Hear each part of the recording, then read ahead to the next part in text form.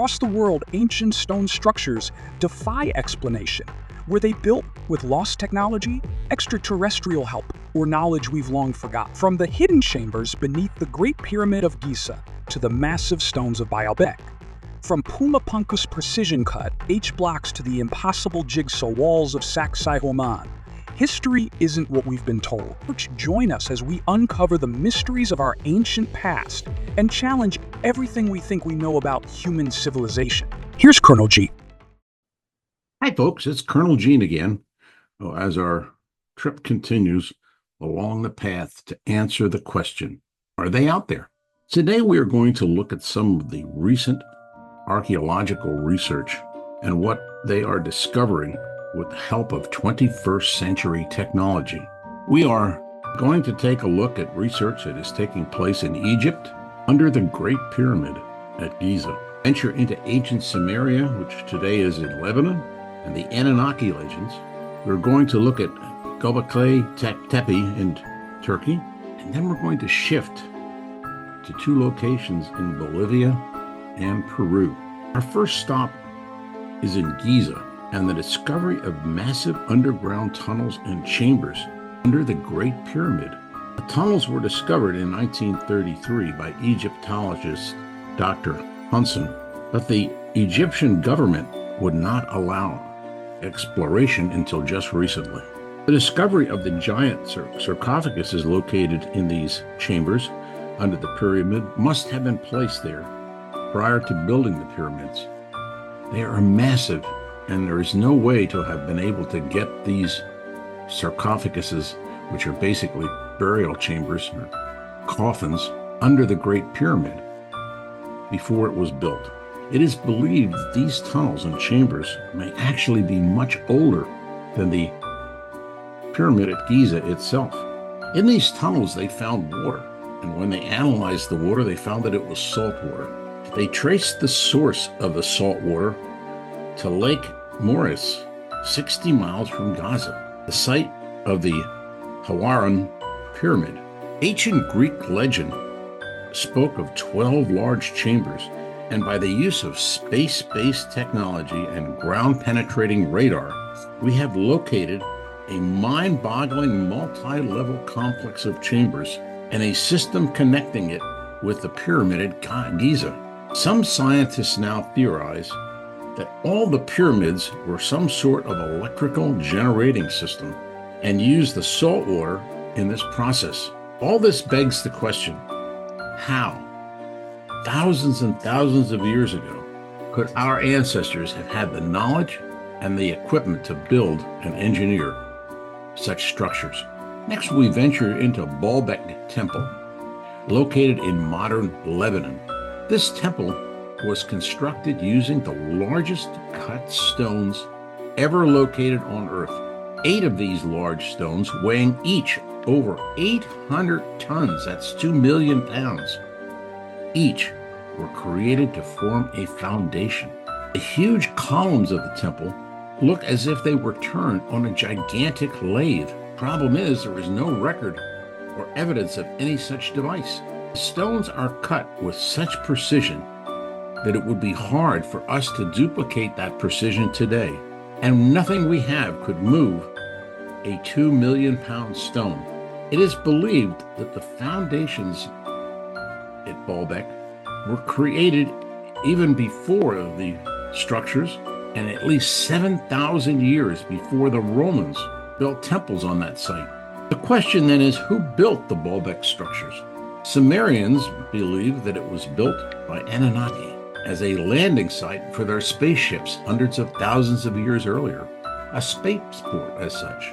Again, we have the unanswered questions. How could humans, thousands and thousands of years ago, engineer, construct, and move stones of that magnitude? There's one stone at Baalbek that they have unearthed that has been hewn and cut with perfect right angles that weighs 3 million pounds.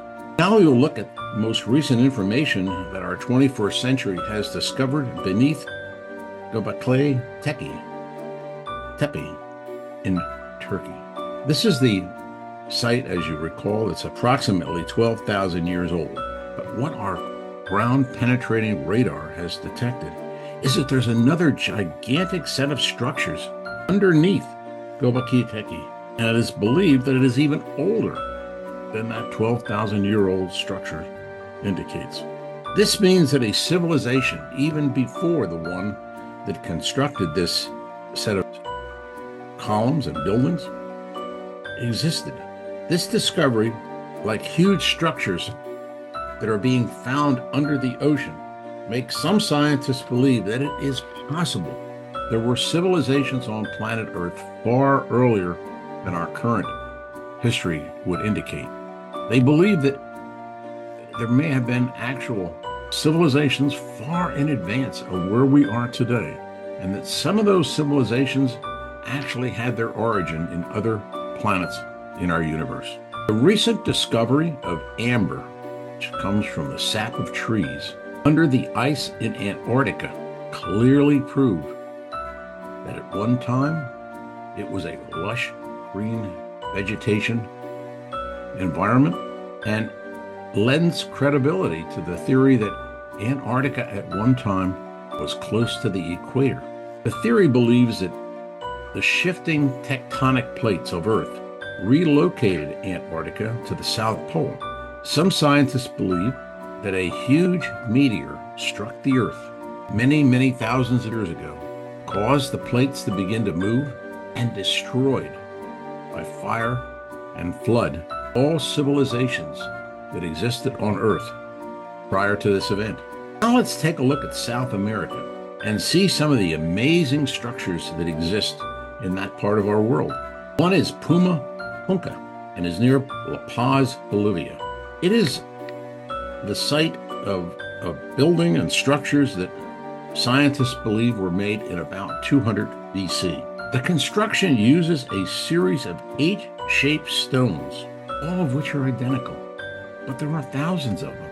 They are cut with absolute precision from granite, one of the hardest stones that exists, and it would be nearly impossible, even for our technology today, to cut that volume of stones with the precision that these H-shaped stones were cut at Puma Punku.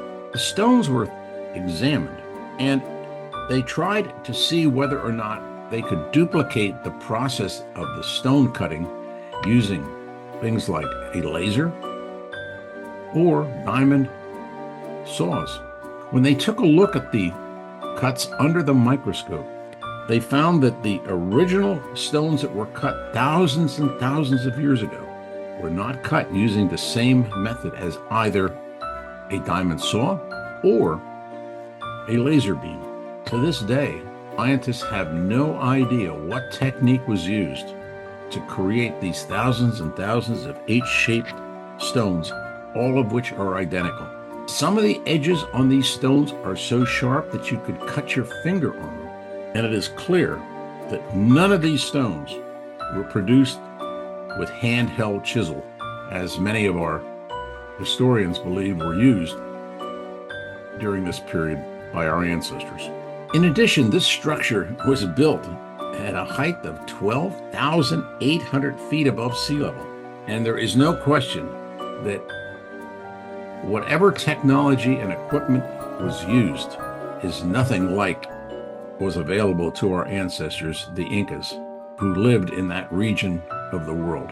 Just as astounding is another structure called SAC Sai archaeological site near Cusco, Peru. It is a stone structure of huge stones. These stones look like they were actually molded into a jigsaw pattern. There is no other structure like this one anywhere in the world. Instead of having the stones cut with sharp edges, these stones look like they were melted first and then molded into shape that was needed to construct a wall that looks a little like a jigsaw puzzle. Seams between these molded rocks are so perfect, you cannot slip a dollar bill in the seams of this wall. There is no known technology today that could recreate this type of construction or the stones that are seen at this site. To me, these structures make it almost certain that our forebears had help with the technology and equipment needed to make these structures. We're not talking about seeing something that flits away. We're talking about hard evidence that is being examined using the most sophisticated equipment that we have in the 21st century. Even with that, we are at odds to learn how some of these things were created.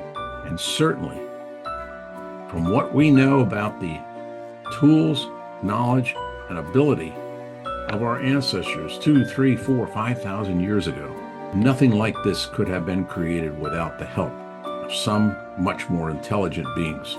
I hope you have enjoyed looking at some of the exciting work that is being done today to uncover our past in an effort to try and answer the question, are they out there? It certainly appears that the evidence mounts every day that we, in fact, have never been alone and are not alone today in our universe. Until next time, this is Colonel Gene saying keep looking, and we hope to bring you more evidence of what may be watching us as you listen to this broadcast. Goodbye.